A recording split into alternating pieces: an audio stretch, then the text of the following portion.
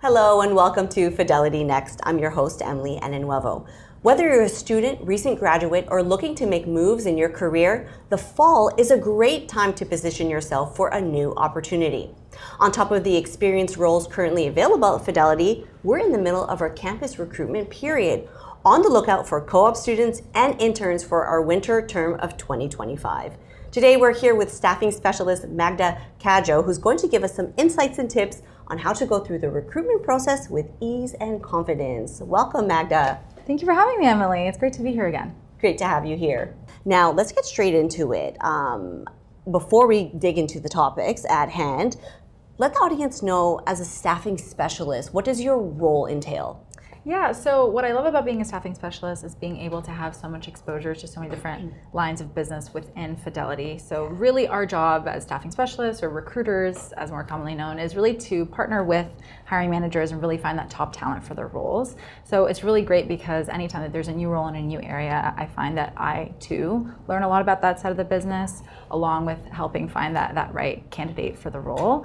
So it's very, very exciting from that perspective. And then from others, I really love working with my team. We go to events from time to time as well. So whether it's career fairs or even with our campus team, we go to events on campuses, colleges, universities. For me, it's mostly been in the GTA area, but that's also great as well. And then also, since I'm a former co-op, I get to also go to some events to really be sort of a former co-op mentor to some of our co-ops every term. So that's always a nice full circle moment for me.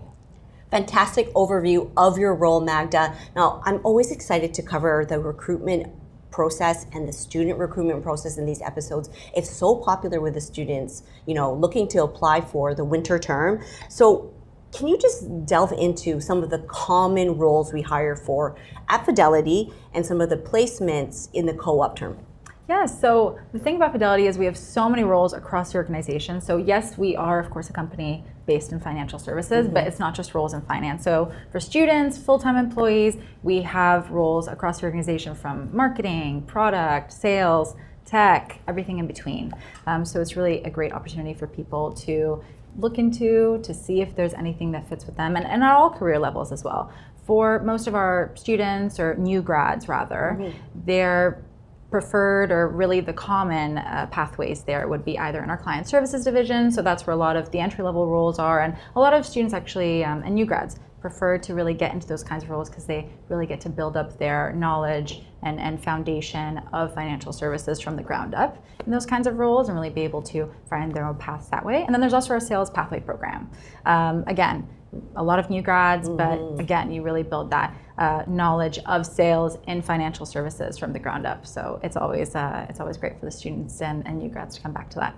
Wonderful. Now, like I said off the top, we are in the middle of our winter term, co-op term, looking for applications, accepting those applications in. Magda, give us a sense of what the recruitment process is like, how many rounds did the students go through, and what's that whole system like? Yes, so I myself focus a lot more on the full-time hiring, but I do know, going through it as a student and also through hearing my colleagues talk about it, in terms of the student process here at Fidelity for recruitment, you would apply online, so applications are going to be going up very, very soon for January, so that's something to definitely keep an eye on.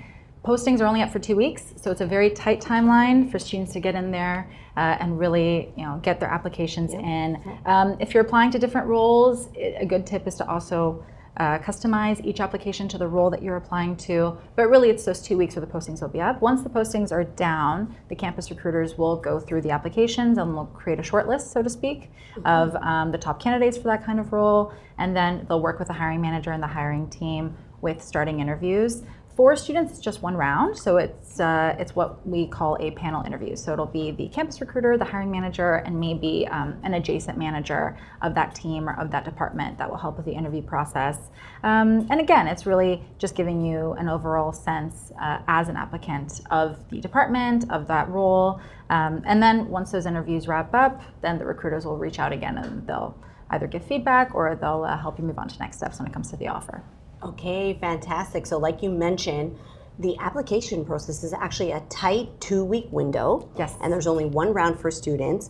And you mentioned in your previous answer that some common roles for students, client services, sales pathway. Should co-op students, like you mentioned you were once a co-op student here, should co-op students come in with maybe 2 or 3 choices, a list of what they would be interested in? Because I've heard from other co-op students, they went in to do maybe product role, and then as the recruitment process went on, the recruiter kind of saw a better fit for them in another department. So is it helpful to have a few choices? Yes, and that's something that we definitely encourage as well, because while you would come into a co-op here at Fidelity, it is nice to have 2 or 3 options aside from the co-op that you are currently in, to also explore throughout your term. So that's something that we always encourage when it comes to networking as well. Thinking about different business areas, I think especially the benefit of being a student and being more junior in your career is being able to explore different areas. So when you have 2 to 3 options, it's nice to then be able to also fall into other areas, explore other areas, because you never know. You might end up thinking that you want to do one thing, and then you learn about another area and realize it might be better suited for you. So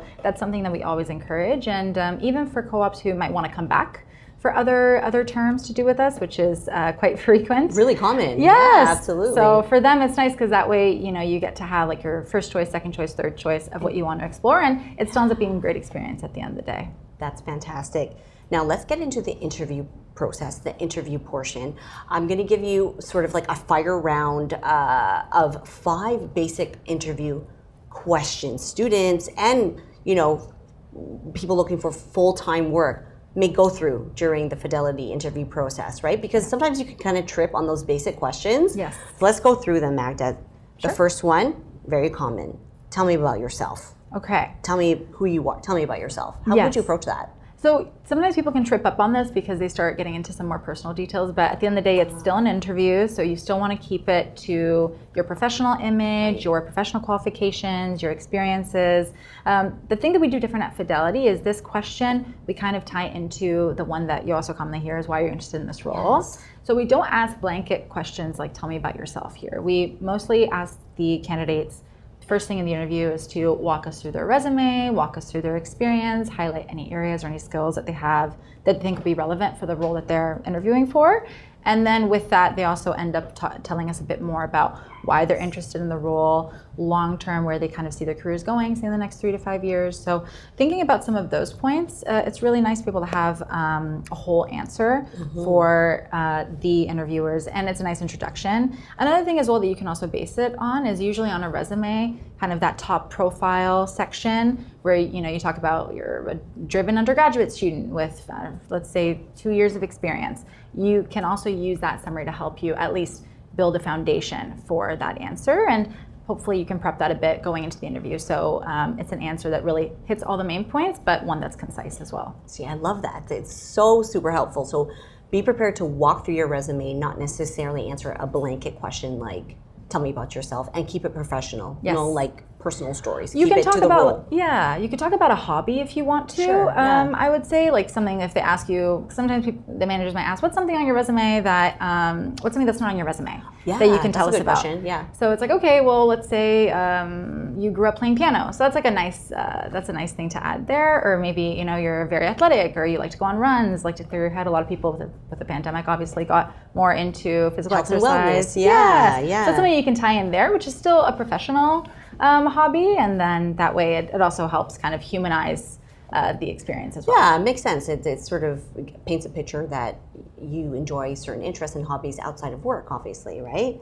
Okay, here's another question, Magda. I don't know if this is sort of a blanket question, but what are your strengths and weaknesses? People trip on this question too, because it's like, do I really add in anything negative? I don't want to sound negative during my interview. How can an individual approach that question? Yeah, so when the strengths, what I've heard is some people are like, oh, I don't want to brag, but it's like you're in an interview, you're here to really showcase yourself, demonstrate your skills, your experience. So it is okay to definitely highlight your accomplishments in an interview. That's definitely the place to do it. So when it comes to your strengths and weaknesses, I would say focus on feedback that you've received in the past, whether it's from a previous manager, a previous mentor, a current mentor, or even like a teacher or a professor.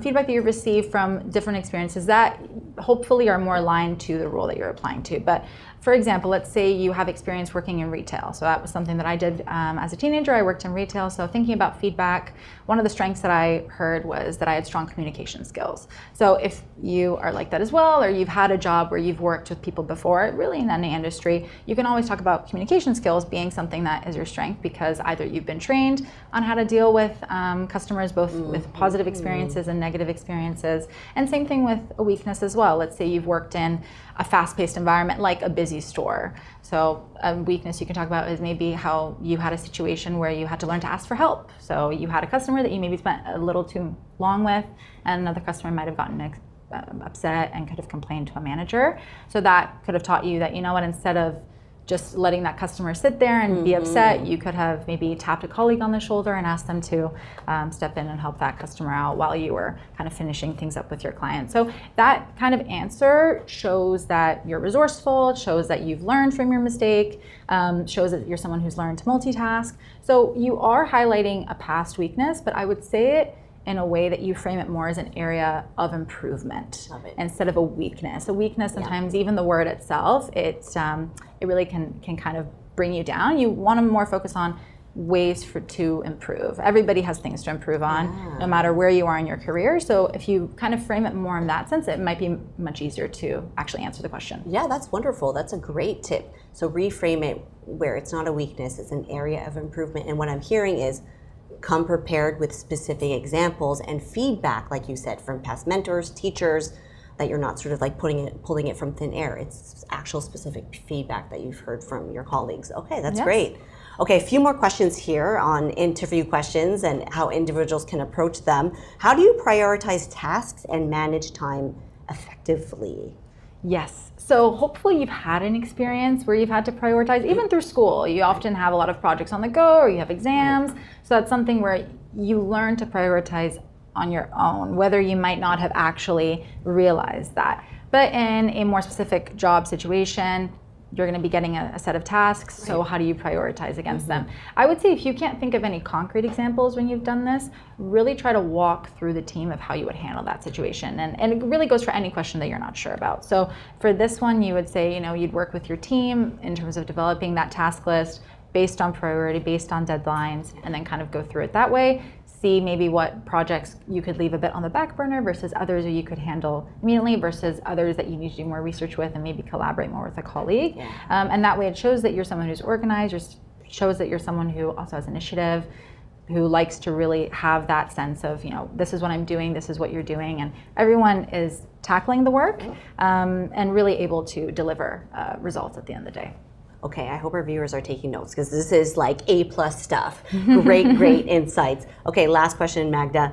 Do you like working independently or as part of a team? So this can kind of be tricky because you can just, it's a yes or no answer. How can you expand? How can you approach it with more a fuller answer? Yeah, I would say that ideally you should show that you're able to do both. So you're able to be a strong individual contributor, as we would call it, but then you're also a strong team player. You want to be both because ultimately every work environment, you have to be adaptable because depending on the situation, depending on the project you're working on, anything that kind of comes your way, you're going to have to adapt. So what you can say is both have their advantages. This is a situation where I would work in independently versus this is a situation that I would prefer to work in a team. And you can, again, pull examples from even school, like working on a school project. Maybe you received a stellar mark in and it was a great learning experience versus working on something a bit more independently. I know some students do independent coursework, for example, or like a thesis. That was something that I did when I was in university. So that could be an example where you worked really well independently. But ultimately, you want to show that you're able to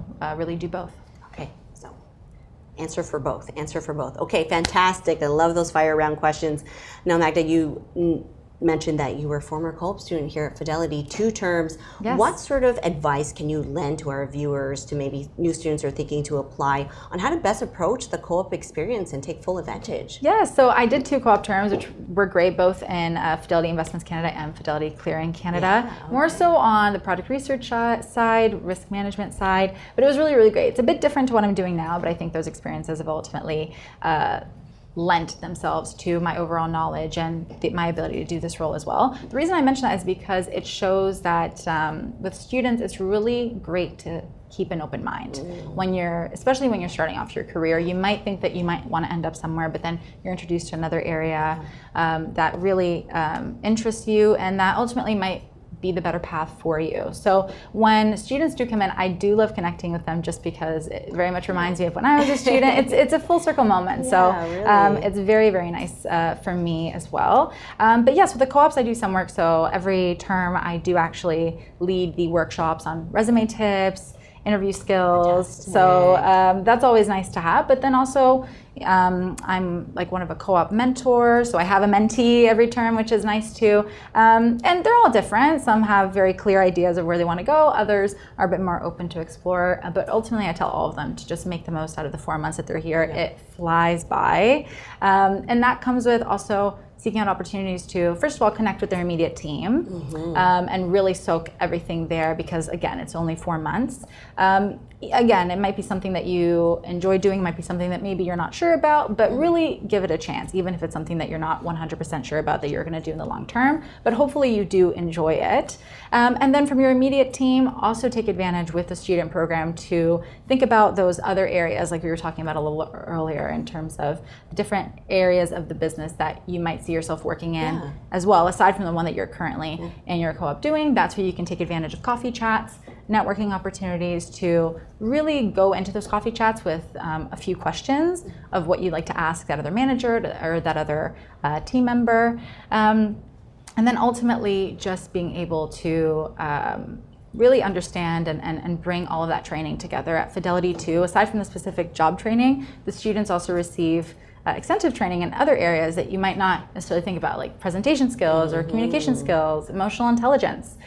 Really interesting areas as well that we hope will help them ultimately be multifaceted. Yeah, that's a lot to pack in 4 months. But really, I see the co-op students just hit the ground running. Like you said, network, make your goals, your career goals known to your immediate team, because then that might spark something in their mind. Hey, Magda might like this role or this department after her term's over. I think she would be a perfect fit. So really, that's really, really great. Now, you mentioned you share a lot of resume tips with students and with incoming employees. So how can someone get their resume in tip-top shape before applying at Fidelity? Yes, I would say that when it comes to resumes, it's good to keep things simple, especially in the beginning of your career, but really in any career, at any stage of your career. Keeping it to a page is good. Now you can play around with margins, you can play around with font size, although I wouldn't go below like size 10 font. But resumes these days, they're not printed anymore. We're not going through like a physical stack. We can see them online, so we can definitely zoom in, zoom out. But keeping it clean, keeping it concise.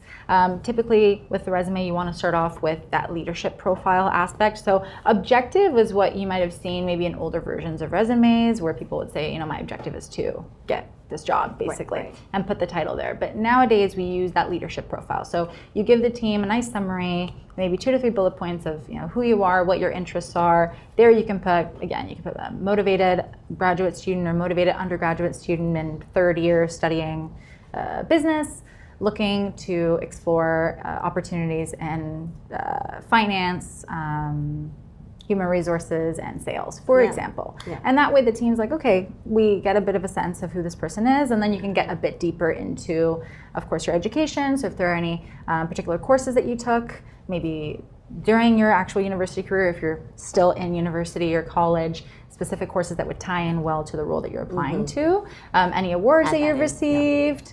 If you are a bit, if you don't have as much experience in terms of your professional work experience, you can always rely on any extracurriculars that you've done. So whether that's with school clubs or even sports, definitely being athletic, but more so working in that team environment, definitely having that discipline. Those are skills that you can always apply to an actual job. And then for extracurriculars, again, working in that team environment, leading different initiatives shows that you're someone who, again, will be able to have those leadership skills in a full-time role, but even in a co-op. So once you kind of get through that section, you get into the work experience section, you can talk about past co-ops that you've had. Usually you want to have 2 to 3 bullet points about each role.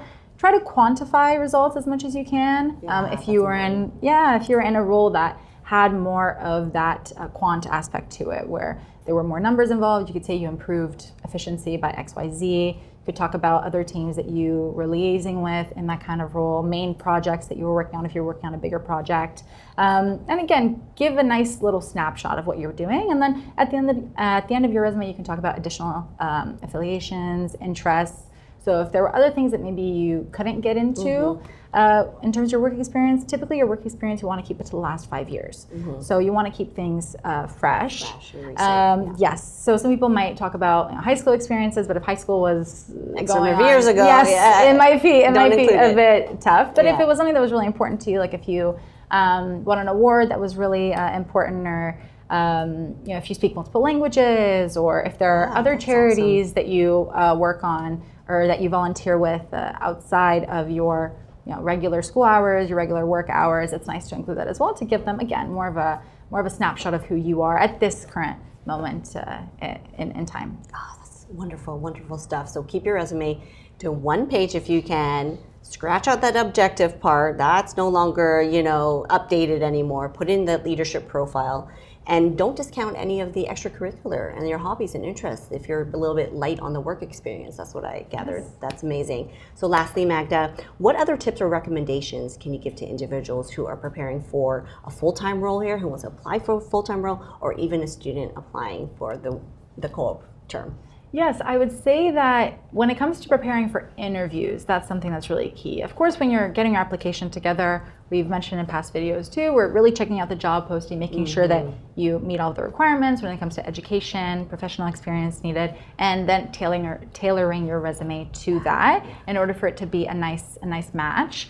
But then when it comes to preparing for the actual interview, I would say even going online, searching what are the common questions that you get in an interview, similar to what we did. Yeah. And that way you can start putting yourself in that mind frame of, okay, what are some examples where I could answer this, or what are some examples that I could answer that, so that way you're not kind of left out in the cold if you come across a question that you're not too sure about in the interview, which you could always say too, but it's nicer to have already started thinking about experiences you could pull from all of your experiences, work, school, charity work, things like that. Yeah. And then from there, when it comes to answering questions in the interview, aside from the technical questions you'll likely get that will be related to the role, every interview will have what's known as behavioral questions. Right.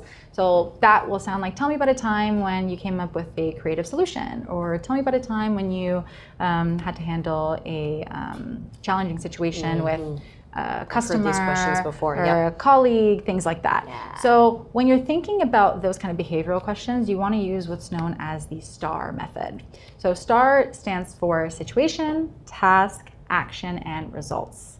So you want to start by explaining what the situation was. You want to start by, and then after that, you want to follow up with the task that you were assigned to do, or the task that you did, the action that you followed up with after that task. So did you end up maybe making a small change to the initial task that was given to you? And then ultimately the results. What was the result of that? Hopefully the results were positive and you were able to turn things around if it was more of a challenging situation. But really also talking about the results is something that people sometimes forget about. They'll tell you about a situation, but then you're like, okay, so what did you learn from it? How did it end up going? You don't want to necessarily leave the interviewers wondering. You really want to take us through it step by step, because we weren't there with you. Yeah. So sometimes people, because they've lived through it themselves, they know all the details, but thinking about it through all of those points will help you get through all of them and really give the interviewers a nice overview of that situation, and ultimately how you grew from it, or how you added value to your team, to your organization. So the STAR method is definitely one that I always recommend to students and even full-time professionals. Yeah, for sure. So remember, with tackling those behavioral questions in the interview, try to stick to the STAR method and close it off with a result and how you finished off that task. Yes. Wonderful, wonderful stuff, Magda. Thank you so much for being here. Always great to have you here, sharing your insights with our students and our potential employees here at Fidelity. Appreciate your time. Thank you so much, Emily. Thanks to everyone who tuned in for today's episode. We hope you're feeling inspired to seek out new opportunities. And just a reminder, we're currently taking applications for our winter student term until September 19th. This is your chance to join other students